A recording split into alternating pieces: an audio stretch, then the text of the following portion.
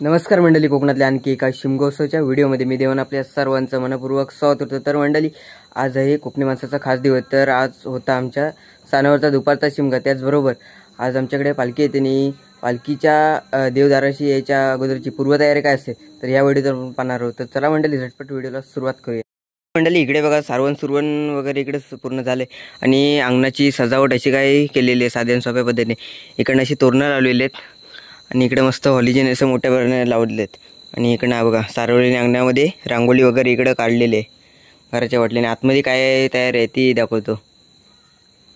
हे बघा, दारासमोरच अशा कलरने वगैरे अशा देवाचे पाय वगैरे असे कलरने दाखवले आहेत आणि त्याचप्रमाणे ही रांगोळी आपली आतमध्ये घरात जाऊया।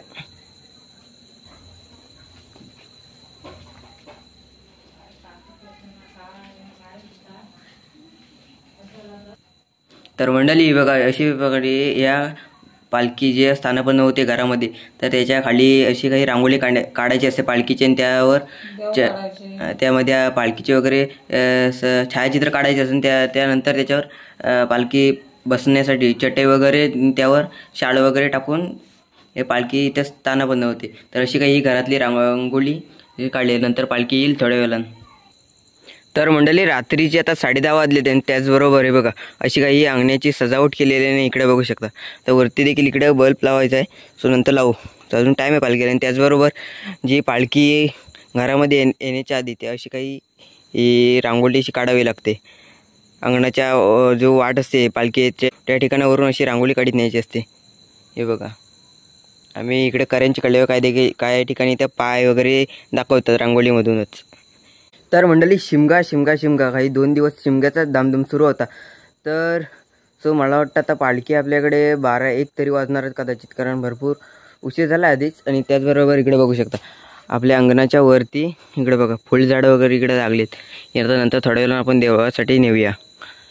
तर मंडळी, हा व्हिडिओ तुम्ही शेवटपर्यंत पहा आणि आपण जी पालखी सर्वांच्या घरातून फिरून थेट आमच्या खाड्यावर जी नाचवली जाते ते देखील या व्हिडिओतून आपण पाहणार आहोत। तर मंडळी, व्हिडिओ शेवटपर्यंत पहा। मिस केलं तर भरपूर काही मिस केलं तसं काय होणार आहे तुमच्याकडून। तर मंडळी, आता ढोलांचा आवाज येत असेल कदाचित, सो बघूया। तरी पण वाजतील 12-1 तो साधारणपणे, तोपर्यंत आपण वाट पाहूया, नाहीतर थोड्या वेळानं आपण वरती जाऊया। बघू।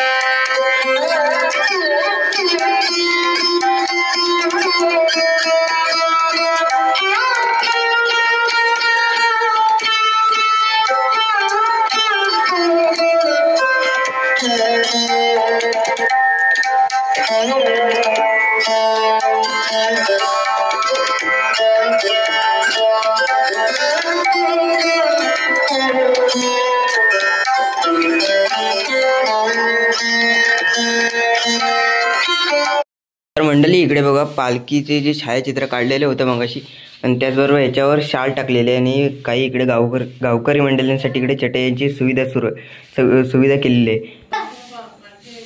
त्याचबरोबर मंडळी, बाहेर बघू शकता इकडे बघा मस्त कंतन वगैरे इकडे लाल कंतन इकडे खाली हातरलेलं आहे आणि इकडे बाबांची इकडे साफसफाई ते कंतनावरती सुरू आहे। तर मंडळी, लग्न सराई म्हणू नका, पालखी जी घरामध्ये येते ते म्हणू नका, सो असं काही मंडपामध्ये जे कंतन वगैरे हातरलं जातं त्यामध्ये पहिला मान म्हणजे आपल्या पोरांचा असतो। या कंतनावरची काही मजाच असते वेगळी खेळण्याची। ही लहान पोरं बघा तटून उठून आले। श्रीजा इकडे बघ। चला मंडळी, फायनली पालखी आली आणि शेजारच्या घरात आहे। सो इकडे बघा कार्पेट वगैरे इकडे खाली हातरलेलं आहे आणि सर्व आता ग्रामस्थ मंडळी येतील आणि इथं बसतील। सो पालखी आता येईल थोड्या वेळानं, वरच्या शेजारच्या घरामध्ये आहे।